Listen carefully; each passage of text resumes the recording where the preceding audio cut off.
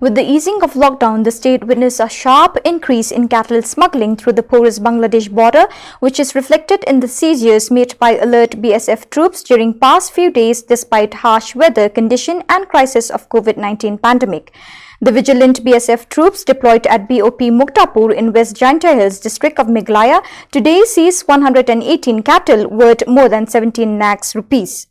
These cattle were stocked in hinterland inside dense forests, kept these ready to be smuggled to Bangladesh. Shri UK Nayal, DIG PRO FTR Headquarter BSF Meghalaya said that cattle smuggling in the state is likely to increase, and accordingly BSF has stepped up its special drive against the cattle smugglers and has intensified its operations on the Indo-Bangladesh border to foil nefarious design of trans-border criminals in the area of Meghalaya state.